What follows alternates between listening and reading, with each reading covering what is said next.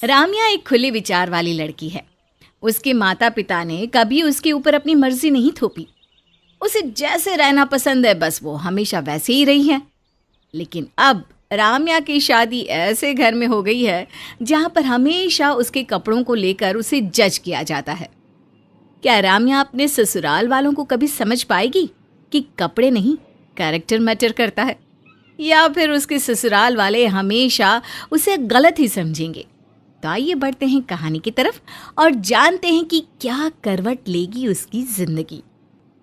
आज मैं कौन सी ड्रेस पहनूं, ये ब्लैक वाली या ये रेड वाली? तभी राम्या की जिठानी मीनू उसके कमरे में आ जाती है। राम्या उसे देखते ही कहती है, अच्छा हुआ भाभी आप आ गई। मुझे समझ में ही नहीं आ रहा कि इन दोनों में से कौन सी ड्रेस पहनूं। राम्या कोई भी पहन लो, दोनों फटी हुई है। मेरा मतलब ज़्यादा फर्क नहीं है दोनों ड्रेसों में, बस कलर ही अलग है। भाभी फटी हुई नहीं है ये, इसे आजकल का फैशन बोलते हैं। अरे छोड़ो तुम ये फैशन वैशन, और मेरे साथ चलो, तुम्हें माँ जी ने बुलाया है। क्यों? पता नहीं क्यों, चलो तो मेरे साथ। दोनों अपनी सास कमला के पास जाती हैं। माँ जी ले आई राम्या को। दोनों कार खोल कर सुन लो, कल हम सबको बांके बिहारी के मंदिर जाना है। तुम दोनों सारी तैयारी कर लो। और छोटी बहू कल कोई ढंग की साड़ी या सूट पहन लेना, मंदिर में छोटे कपड़े पहन कर नहीं जाते। लेकिन माँ जी मेरे पास ना तो कोई सूट है ना साड़ी। भगवान, बस यही सुनना बाकी रह गया था। अरे बहू शर्म कर ले, एक तो तू ससुराल में ऐसे गंदे कपड़े पहनती है, ऊपर से बेशर्मों की तरह बोल रही है कि तेरे पास ना कोई सूट है ना कोई साड़ी। हाँ जी, इसमें बेशर्मी की क्या बात है? नहीं है तो नहीं है। अरे चुप हो जा बहू, चुप हो जा। मीनू बहू तू कल अपने कपड़े इसे पहनने के लिए दे देना। जी माँ जी। एक तो वैसे ही मेरे पास इतने कम कपड़े हैं, ऊपर से इस महारानी को और दे दूं कपड़े पहनने के लिए। मीनू क्या खड़ी खड़ी बड़बड़ा रही है, चल जल्दी कल की तैयारी कर ले। राम्या जा इसके कमरे से कोई अच्छी सी साड़ी ले आ। कमला अपनी छोटी बहू के छोटे कपड़ों से बहुत नफरत करती है। वो उसे हमेशा डांटती रहती है। एक दिन कमला की बहन विमला उनके घर आई। कमला मैं तुझे लेने आई हूँ, तो कुछ दिन मेरे साथ मेरे ही घर रहेगी। अरे ना ना विमला, मैं नहीं आ सकती तेरे साथ। यहाँ मेरे बेटे हैं, बहुएं हैं, मैं उन्हें छोड़कर नहीं जा पाऊंगी यहाँ से। तू तो ऐसे बोल रही है जैसे मैं तुझे सच में गोद में उठाकर ले जा रही हूँ। मजाक कर रही थी तुझसे। अच्छा अपनी दोनों बहुओं को तो बुला। कमला की दोनों बहुएं आ जाती हैं। दोनों विमला के पैर छूती है। तभी विमला बोलती है, कमला तेरी बहू ने कपड़े कैसे पहन रखे हैं, तो इससे कुछ कहती नहीं क्या? कहती तो बहुत हूँ बहन, लेकिन मेरी सुनती नहीं है। यह लड़की बोलती है, माँ जी मुझे इन्हीं कपड़ों में कंफर्टेबल फील होता है। ऊपर से मेरा बेटा मोहित। इतना भी पहन लो ये वेस्टर्न ड्रेस, औरत की असली सुंदरता तो बस साड़ी में आती है। राम्या अब तो ऐसे ही भूत बनकर खड़ी रहेगी या फिर मौसी जी के लिए कुछ खाने के लिए भी लाएगी? अब हाँ माँ जी अभी लाती हूँ। अरे कमला तूने इसे खाना बनाने के लिए बोल दिया, इसके कपड़े देख, संस्कार देख, इसे क्या आता होगा खाना बनाना? अभी ला रही है ना, खुद ही देख लेना। मेनू तू यहाँ खड़ी होकर हमारी बातें ही सुनती रहेगी? जा जाकर मौसी जी का कमरा तैयार कर दे और ज़रूरत का सारा सामान रख देना। जी माँ जी।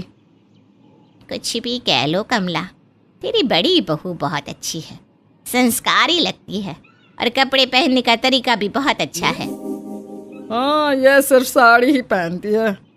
विमला राम्या के छोटे कपड़े देखकर ये अंदाज़ा लगा लेती है कि उसके संस्कार भी छोटे होंगे और उसे काम करना भी नहीं आता होगा। लेकिन जब राम्या खाना बनाकर लाती है तो विमला को खाना बहुत पसंद आता है।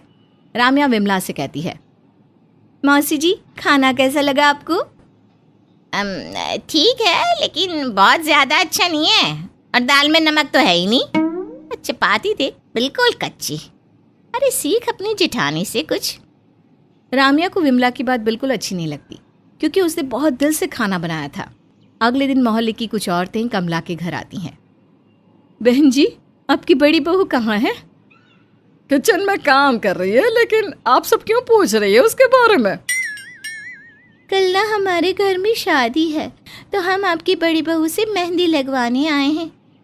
तभी राम्या जल्दी से बोल पड़ती है, आंटी जी मुझे ना मेहंदी बहुत अच्छी लगानी आती है, मैं लगा दूँ आपके हाथ में मेहंदी?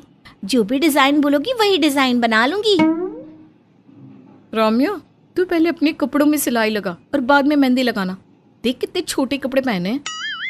तुझे बड़ा मेहंदी लगानी आती होगी, ये काम घरेलू औरतों के हैं, तू तो बस फैशन कर फैशन। मोहल्ले की सारी औरतें राम्या से मेहंदी लगवाने से मना कर देती है। राम्या को बहुत बुरा लगता है, लेकिन तभी एक छोटी लड़की उसके पास जाकर कहती है, आंटी आप मेरे को लगा दो मेहंदी, मीनू आंटी तो दूसरों की मेहंदी लगाने में बिजी है। राम्या उस लड़की के हाथ में बहुत सुंदर मेहंदी का डिजाइन बनाती है, सभी को बहुत पसंद आता है। तभी मोहल्ले की औरतें राम्या की तारीफ करते हुए कहती है, अरे वाह राम्या, तूने तो बहुत अच्छी मेहंदी लगाई है। हाँ राम्या हमें भी लगा दे। आंटी मैं छोटे कपड़े पहनती हूँ, तो आपने ये मान लिया कि मैं घरेलू औरत नहीं हूँ। मेहंदी लगाने का मतलब घरेलू या बाहरी महिला से नहीं है, बल्कि ये तो एक आर्ट है, कला है। और अब मेरा मूड नहीं है मेहंदी लगाने का, आप तो मीनू भाभी से ही अपने हाथ बिगड़वाओ। ये कहकर राम्या वहाँ से गुस्से में चली जाती है। अगले दिन कमला की तबीयत खराब हो जाती है, तो दोनों बहुएं कमला के पास आती हैं। माँ जी आपकी तबीयत ठीक नहीं लग रही है, आप एक काम करो मेरे साथ डॉक्टर के पास चलो। माँ जी को डॉक्टर के पास जाने की कोई ज़रूरत नहीं है। माँ जी आप ये दवाई खा लीजिए, आप ठीक हो जाएंगी। भाभी हमें बिना डॉक्टर की सलाह के दवाई माँ को नहीं देनी चाहिए। मीनू राम्या की बात नहीं सुनती और अपनी सास को गलत दवाई खिला देती है, जिससे उसकी तबीयत और भी ज़्यादा खराब हो जाती है। राम्या अकेली अपनी सास को हॉस्पिटल लेकर जाती है और उसकी खूब सेवा करती है। जब सास ठीक होकर घर आती है तो अपनी बड़ी बहू से कहती है, मीनू मेरे पीछे तूने घर का अच्छी तरह से ख्याल रखा ना? हाँ माँ जी। तू मेरी सबसे समझदार बहू है। चल अब मुझे कमरे में लेकर चल और मेरी पूजा की सारी तैयारी कर दे। राम्या को इस बात से बहुत दुख होता है कि उसकी सास सिर्फ कपड़ों की वजह से उसके साथ इतना भेदभाव करती है। एक दिन मीनू अपने पति लोकेश से कहती है, लोकेश जी आपके छोटे भाई का काम सेट हो गया है और वो अच्छा कमाने लगा है, अब ना हमें अलग हो जाना चाहिए। लेकिन माँ हमें कभी अलग नहीं होने देंगी। एक तो मुझे ये समझ में नहीं आता कि आप माँ से इतना डरते क्यों हैं। अरे बात करो ना उनसे, कब तक उनके साथ पड़े रहोगे? अपने बारे में सोचे ना कुछ। मैं आपकी माँ की गुलामी और नहीं कर सकती। चलो ठीक है, पर तुम क्यों लाल पीली हो रही है? करता हूँ बात माँ से। लोकेश अपनी माँ के पास जाकर कहता है, माँ जी मैं और मीनू अलग रहना चाहते हैं। क्यों क्यों अलग रहना चाहते हो? इस घर में क्या कमी है? मैं तुम्हें अलग रहने की इजाजत कभी नहीं दूंगी। माँ जब भी मैं अलग रहने की बात करता हूँ तो आप इसी तरह लड़ने लग जाती है। क्या हमारी अपनी कोई जिंदगी नहीं है? क्यों हम अलग नहीं रह सकते? तू बुढ़ापे में अपनी माँ को छोड़कर जाएगा? निकम्मे नालायक, इसी दिन के लिए तुझे पाल पोस कर बड़ा किया था क्या? तेरी माँ इतने दिनों से बीमार है, उसका हाल चाल पूछने के बजाय घर से जाने की बात कर रहा।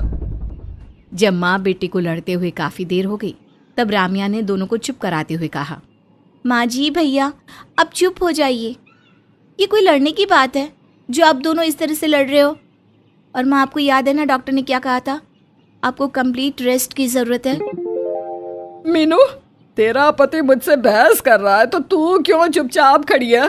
समझाती क्यों नहीं अपने पति को? सास की बात सुनकर मीनू मुंह बनाकर वहां से चली गई। राम्या ने किसी तरह से अपनी सास को शांत करवाया। अब कमला भी समझ गई थी कि उसकी बड़ी बहू भी इस घर में रहना नहीं चाहती है। एक दिन कमला सो रही थी, तभी उसका बेटा लोकेश उसके पास आया और कहने लगा, माँ सो रही हो क्या? हाँ आँख लग गई थी। बता बेटा क्या बात है? ये लो माँ 20,000 रुपये अपने पास रख लो, किसी के हैं शाम को वापस देने हैं उसे। अरे खुद ही रख देना अलमारी में और शाम को खुद ही निकाल लियो, मुझे सोने दे बेटा। लोकेश रुपए रख देता है और वहां से चला जाता है। उसकी बातें मीनू भी सुन लेती है। माँ बेटी के बीच लड़ाई करवाने का ये अच्छा मौका है, अब आएगा मजा। मीनू चुपके से आती है और अपनी सास की अलमारी में से 20,000 रुपये निकाल कर ले जाती है। शाम को जब लोकेश आता है तो अपनी माँ से कहता है, माँ मैंने सुबह वो 20,000 रुपये दिए थे ना, वो दे दो। अरे बेटा मैं तो सो रही थी, जहाँ तूने रखे वहीं से निकाल ले। लोकेश अपनी माँ की अलमारी से रुपए लेने जाता है तो उसे कहीं भी रुपए नहीं मिलते। वो अपनी माँ से कहता है, माँ रुपए तो नहीं दिख रहे कहीं, कहाँ रख दिए आपने? अरे बेटा मैंने तो देखे भी नहीं, तूने कहाँ रखे हैं? ध्यान से देखना, यहीं कहीं होंगे। नहीं है माँ, देखिए आपने कहीं इधर उधर उठाकर तो नहीं रख दिए? अरे बेटा मुझे तो पता ही नहीं है कि तूने रुपए रखे भी है या नहीं, और तुम मुझसे बोल रहा है कि मैंने उठा लिए। माँ इसका क्या मतलब हुआ कि मैंने रुपए रखे भी है या नहीं? अरे आपके सामने ही तो रखे थे। अरे मैंने नहीं देखे, मैं सो रही थी, तूने मुझे सोते से उठाया था ना। माँ तभी मैं इस घर में रहना नहीं चाहता हूँ और आप मुझे जाने नहीं दे रही हो। अच्छा अब समझ में आया, तूने कोई रुपए नहीं रखे मेरी अलमारी में। यह सब तो घर से निकलने का तरीका है। अरे जाना है तो ऐसे ही चला जाता, अपनी माँ पर चोरी का इल्जाम लगाना जरूरी था क्या? इस तरह दोनों माँ बेटे में फिर से लड़ाई शुरू हो गई। मीनू को तो बहुत अच्छा लग रहा था। वो सोचती है कि लड़ाई इतना भयानक रूप ले ले कि उसका पति घर छोड़ने पर मजबूर हो जाए। लेकिन राम्या दोनों को चुप कराते हुए कहती है, माँ जी शांत हो जाइए, जरा सोचिए, भैया हमेशा आपके पास रुपए रखते हैं, क्या आज से पहले उन्होंने ऐसा किया? और भैया माँ जी आपको इतना प्यार करती है कि जब भी आप घर से निकलने की बात करते हो तो उन्हें अच्छा नहीं लगता, तो आपके रुपए गायब करके वो अपने पैरों पर कुल्हाड़ी क्यों मारेंगी? रुपए आपने अलमारी में रखे जरूर होंगे, लेकिन माँ ने कुछ नहीं किया। राम्या दोनों को बहुत समझाती है। राम्या की बात दोनों को समझ में आ जाती है। कमला को भी समझ में आ जाता है कि उसकी छोटी बहू भले ही कपड़े छोटे पहनती हो, लेकिन उसकी संस्कार और परवरिश ऊंची है। उसने कई बार माँ बेटे के बीच की लड़ाई को रोकने की कोशिश की है, जो काम उसकी बड़ी बहू ने कभी नहीं किया। संगीता घर की बड़ी बहू थी, लेकिन सास की हरकत उसके लिए बिल्कुल ठीक नहीं थी। संगीता, वो मैं सोच रही हूँ नौकरानी हटा दूं। अब तो तू आ गई है, दोनों मिलकर काम कर लिया करेंगे, बबलू बेटे के कुछ पैसे ही बचेंगे ना। हाँ हाँ माँ जी, क्यों नहीं, बिल्कुल। अगले दिन, अरे संगीता, मैं जरा मंदिर जा रही हूँ, आकर नाश्ता करूंगी। ठीक है माँ जी। संगीता किचन में जाती है तो याद आता है कि ये सारे गंदे बर्तन उसको ही साफ करने हैं, क्योंकि अब तो कोई नौकरानी नहीं आएगी। वो घड़ी देखती है, ओहो माँ जी तो आधे घंटे में आ जाएंगी, कैसे करूं? ऐसा करती हूँ, जरूरी बर्तन अभी धो लेती हूँ, बाकी सासू माँ नाश्ता करके धो देंगी। बोल तो रही थी कि मिलजुल कर लेंगे। तभी सास की एंट्री हो जाती है। अरे बहू, बहुत भूख लग रही है, नाश्ता तैयार है ना? जी माँ जी। तभी संगीता का देवर आ जाता है। भाभी नाश्ता दे दो ना, ऑफिस जाना है। हाँ भैया बैठिए ना। संगीता दोनों को नाश्ता देती है कि तभी पति भी आ जाता है। संगीता चाय बना दो। हाँ बहू, चाय तो मैं भी पी लूंगी। बेचारी बहू भाग भाग कर कभी चाय बनाती है तो कभी नाश्ता। माँ जी मैं नहाने जा रही हूँ, नहाकर पूजा करके ही कुछ खा पाऊंगी, देर हो रही है, भूख भी लग रही है, किचन संभाल दीजिएगा। वाह, यही सिखाया है तेरी माँ ने कि सास को ऑर्डर दे हैं? अरे साफ साफ सुन ले, काम तुझे ही करना है घर का। संगीता बेचारी क्या करती, चुपचाप किचन में जाकर पूरा काम निपटाकर नहा धोकर तैयार होकर किचन में कुछ खाने जाती ही है कि सास की आवाज आ जाती है। अरे खाना क्या तेरे मायके से आ रहा है? संगीता चुपचाप दिन का खाना बनाने में लग जाती है, लेकिन सास का सितम संगीता पर जारी ही रहता है। एक दिन, सुनिए ना, मैं सारा सारा दिन काम करके थक जाती हूँ। सासू माँ ने शुरू में कहा था कि नौकरानी हटा दो, मैं साथ में मदद करूंगी, लेकिन अब तो वो खाट को छोड़ती ही नहीं है। आप किसी तरह घर में नौकरानी रखवा लीजिए ना। बबलू बीवी को आश्वासन देता है कि वो उसके लिए घर में नौकरानी रखवा देगा। लेकिन अगले दिन जब नौकरानी घर आती है तब सास, किसने बुलाया तुझे यहाँ? किसने क्या? बहू ने बुलाया है काम करने के लिए। बेचारी क्या क्या करेगी अकेले, कैसी फूल सी आई थी भूरिया, लेकिन तुमने तो इसकी हालत ही खराब कर दी है। सास को नौकरानी की बात पर गुस्सा आ जाता है। वो जोर जोर से चिल्लाती है, अरे कौन इस बदतमीज नौकरानी को घर के अंदर लेकर आया? अभी निकालो इसे घर से, वरना। हाँ हाँ, मैं अभी भगाती हूँ। बहू रानी, इतना भी ना दब इस जालिम से। हाँ, निकालो इसे। सास का पारा 7वें आसमान में होता है। रात को जब बबलू ऑफिस से घर आता है, माँ, ये एक रिश्ता छोटे भाई डब्बू के लिए आया है। लड़की का नाम सीमा है, बहुत होशियार और समझदार है। सास संगीता की तरफ देखती है। हाँ हाँ, करवा दे शादी।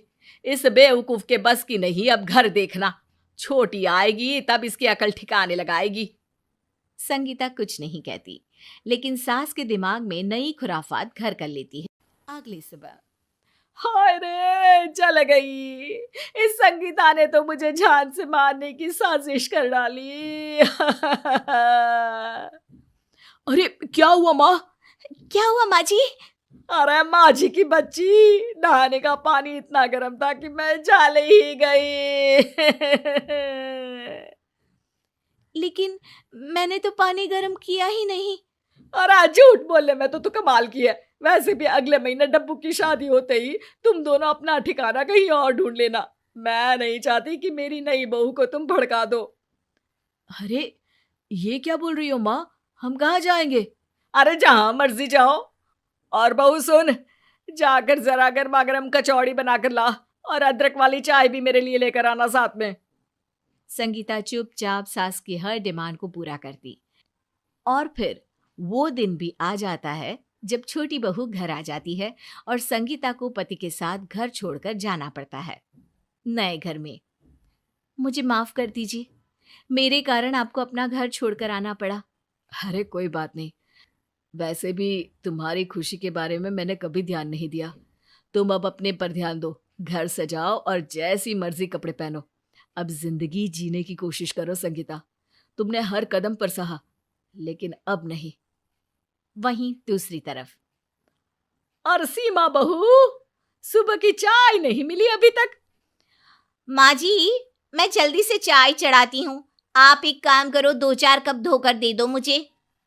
सास नई बहू को कुछ नहीं कहती और कप धोकर दे देती है। अरे बहू, कल से थोड़ा जल्दी उठ जाना, क्योंकि बर्तन तुम्हें ही तो धोने हैं। ठीक है माँ जी, कोई बात नहीं, लेकिन आप भी ना जरा जल्दी उठकर नाश्ते और चाय का इंतजाम कर लीजिएगा। वो क्या है, मैं ज्यादा देर भूखी नहीं रह सकती। अरे वाह वाह वाह, यही सिखाया है तेरी माँ ने। ए औरत, मेरी माँ का नाम ना ले। मेरी माँ ने मुझे पढ़ाया लिखाया है। जितना तुम्हारा बेटा कमाता है उतना ही कमाना सिखाया है। और हाँ, कल से मैं नौकरी करूंगी। घर के काम के लिए यहाँ नौकरानी होगी। फिर क्या, वही नौकरानी की एंट्री घर में दोबारा हो जाती है। आय हाय अम्मा जी, ये क्या? ये बहू रानी तो थोड़ी टेढ़ी निकली। संगीता बहू तो हर बात पत्थर की लकीर की तरह मानती थी। अरे चुप रह, क्या बकवास कर रही है? इसे भी मैं सीधा कर दूंगी। अरे बहू, जरा कचौड़ी बनाकर ला और साथ में अदरक वाली चाय। अब जब सारा काम नौकरानी करेगी तो तू क्या सारा दिन ये सीरियल देखेगी? ना माँ जी ना, सीरियल क्यों, फोन पर गेम भी तो खेलने होते हैं ना। अच्छा, क्या चाहिए था आपको? कचौड़ी? अरे मैं क्या कोई कल्लू हलवाई हूँ जो कचौड़ी पकौड़ी मुंगोड़ी बनाऊं? है, दाल और चाय बनानी आती है मुझे। आटा गूंद दूंगी, रोटी भी आपको ही बनाना होगा। और हाँ, चाय बनाओ तो 1 कप मेरे कमरे में दे देना। याद रखना, चीनी कम लेती हूँ मैं। सास मुंह नीचे करके किचन में जाती है तो सामने संगीता खड़ी दिखती है। सास की आंखों में पानी भर जाता है। संगीता बेटा, अच्छा हुआ तू आ गई। देख रही है तेरी सास की क्या हालत कर रखी है इस लड़की ने। अरे बेटा, सुबह से कुछ खाया नहीं है, जरा 1 कप चाय तो बना दे। लेकिन ये क्या, अगले ही पल जिसे वो संगीता समझकर बात कर रही थी वो तो नौकरानी बन जाती है। और अम्मा जी, पगला गई हो क्या? क्या संगीता भाभी का नाम लेकर बड़बड़ा रही हो? देखा माँ जी, आपने एक अच्छी लड़की की कदर नहीं समझी और आपकी छोटी बहू ने आपको सबक सिखा दिया। सास संगीता को फोन करती है। बेटा संगीता, घर वापस आ जा।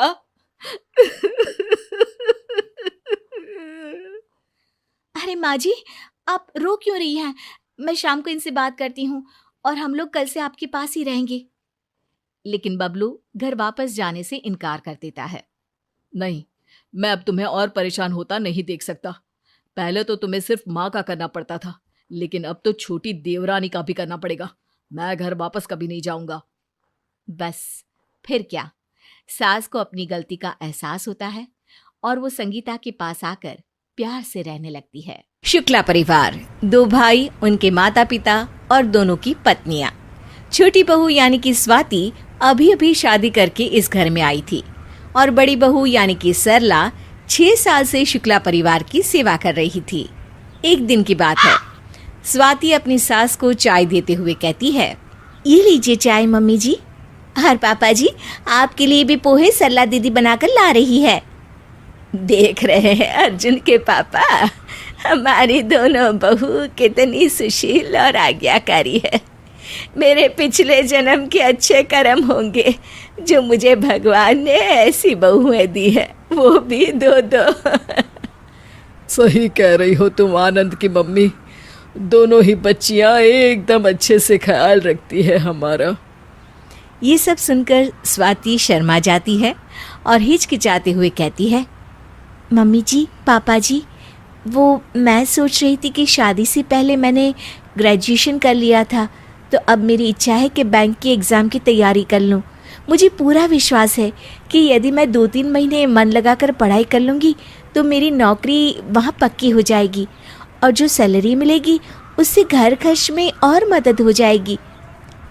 क्या कहा बहू? एग्ज़ाम? नौकरी? अरे तुम्हारी हिम्मत कैसे हुई ये सब सोचने की? देखा अर्जुन के पापा, इसकी अभी थोड़ी सी तारीफ क्या कर दी, ये तो हमारे सर पर नाचने लगी। खबरदार बहू, यदि आज के बाद नौकरी की बात मुझसे निकाली तो शुक्ला परिवार में क्या मर्दों की कमी हो गई है जो बहू बेटियों से काम करवाएंगे? शर्मा जी को पता चलेगा तो वो क्या कहेंगे। और तुम महंगाई की चिंता मत करो, मेरे दोनों बेटों के होते हुए तुम्हें घर से बाहर जाने की कोई जरूरत नहीं है।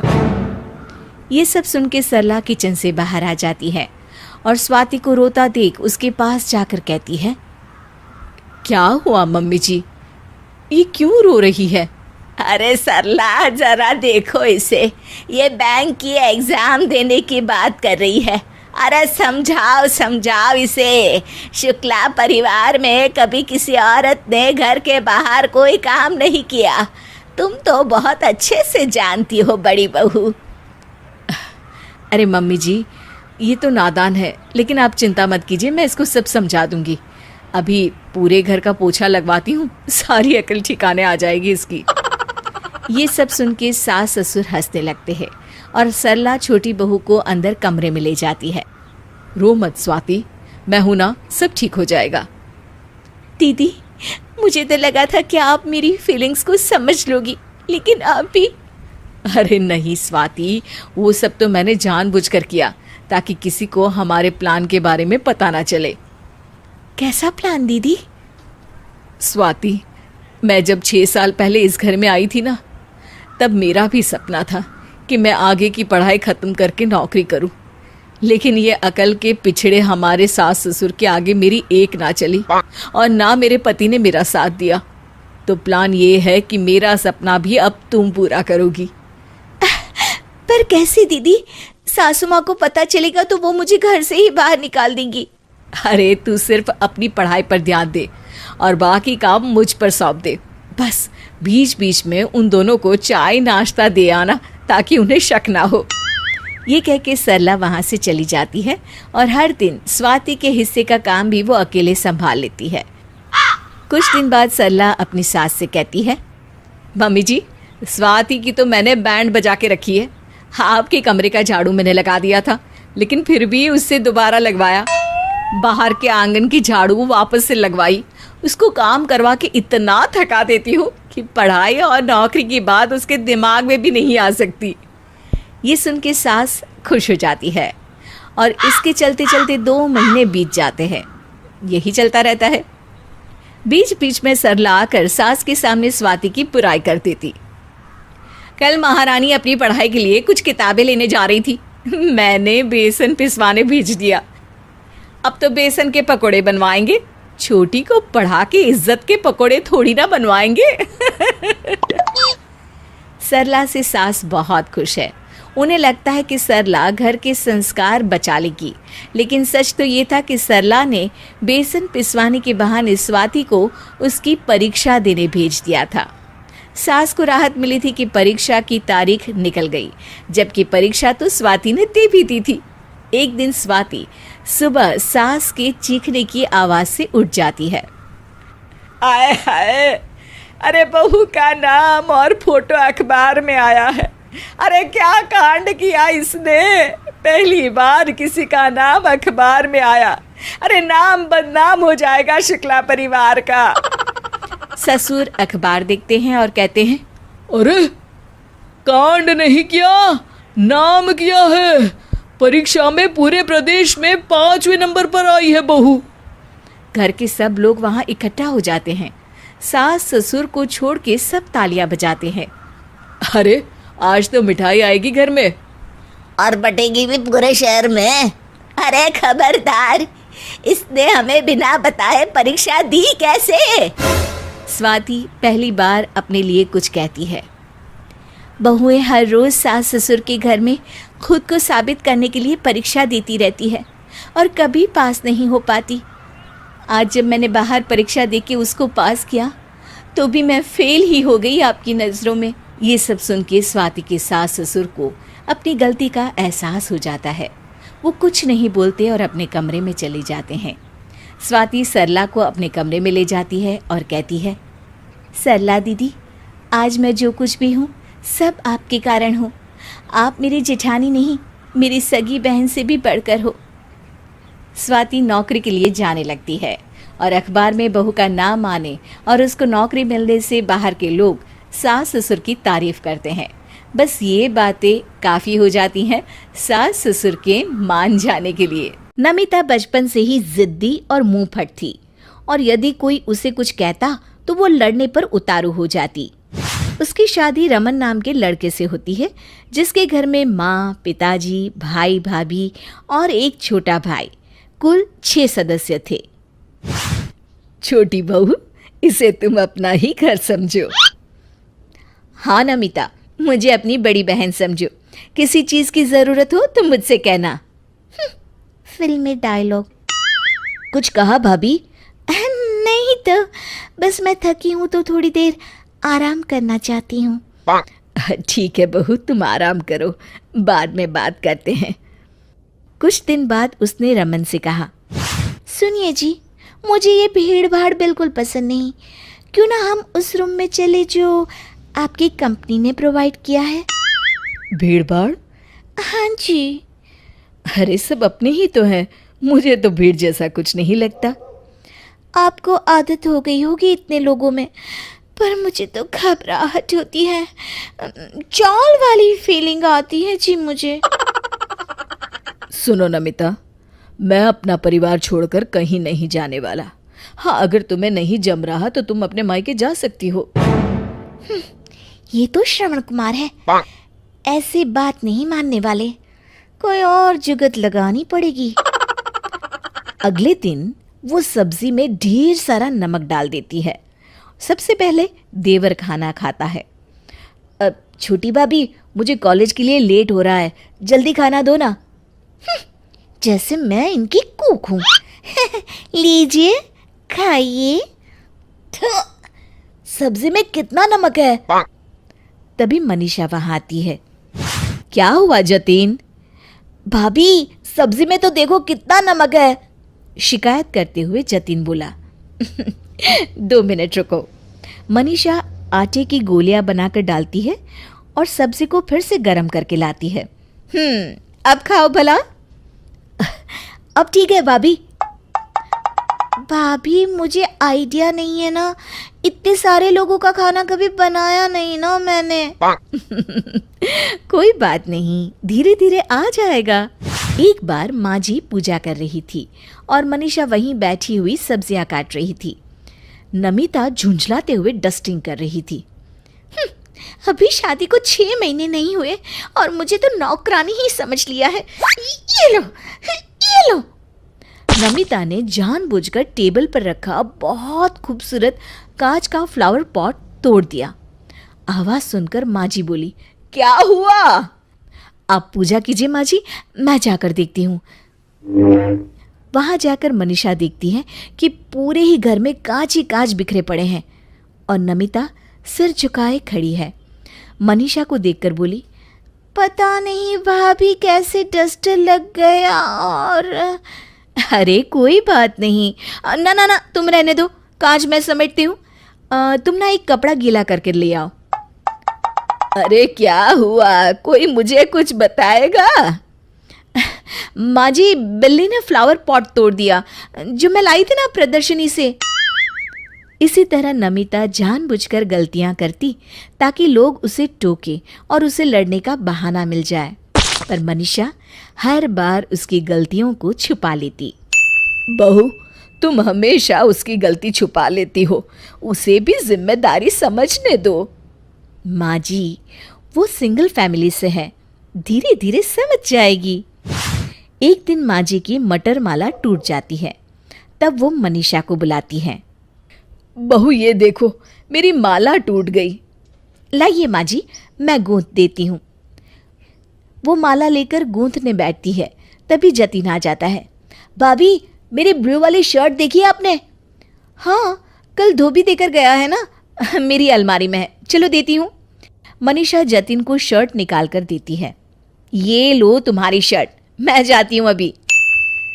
जब जतिन वापस आता है तो देखता है कि नमिता पल्लू में कुछ छुपाते हुए वहां से अपने कमरे में गई है।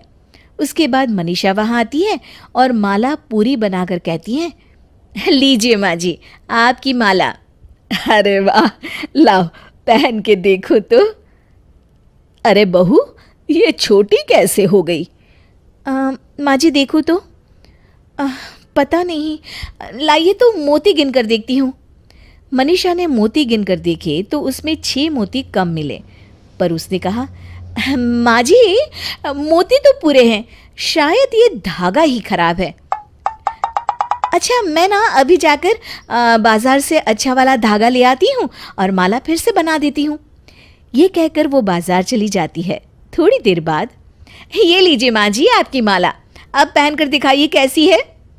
माला पहनकर माँ जी बोली, तू सही कहती थी बहू, वो धागा ही खराब था, अब एकदम सही हो गई। नमिता ने सब देखा। एक बार तो उसे लगा सबको बताए कि भाभी झूठ बोल रही है, फिर खुद पकड़े जाने के डर से चुप रह गई। रात में नमिता ने जतिन को मनीषा के कमरे में घुसते हुए देखा। देखती हूँ देवर भाभी के बीच क्या खिचड़ी पक रही है, फिर कल सबके सामने कलई खोलती हूँ दोनों की। खिड़की के पास छुपकर वो सारी बातें सुनने लगी। भाभी, अब से एक बात पूछनी थी। तो पूछो ना। भाभी, मैंने छोटी भाभी को माँ के मटर माला के मोती चुराते हुए देखा था, फिर आपने मोती गिनकर झूठ क्यों बोला? झूठ तक तो ठीक, फिर बाजार से दूसरे मोती खरीदकर माला में भी डाले। पूछ सकता हूँ क्यों? हाँ हाँ बिल्कुल। देखो, नमिता यहाँ नहीं है, ये तो हम देख ही रहे हैं कि वो नए माहौल में खुद को एडजस्ट नहीं कर पा रही। उसे प्यार और अपनेपन की अतिरिक्त आवश्यकता है, फिर वो भी इस घर को अपना लेगी। भाभी, यू आर ग्रेट। और हाँ, अगर ये बात किसी और को बताई तो मैं तुमसे कभी बात नहीं करूंगी, समझे? ठीक है भाभी, गुड नाइट। Good night. ये देखकर नमिता को बहुत शर्म आई और वो मोती लेकर जेठानी के पास गई। भाभी, मुझे माफ कर दो, आज से मैं भी इस घर को अपना बनाने की पूरी कोशिश करूंगी। ये घर तो तुम्हारा है ही। और दोनों गले लग जाती हैं। उस दिन के बाद नमिता भी खुशी खुशी उस घर में रहने लगती है। शिक्षा: अगर किसी की गलतियां छुपाकर उसे सुधरने का मौका दिया जाए तो वो ज़रूर सुधर जाता है।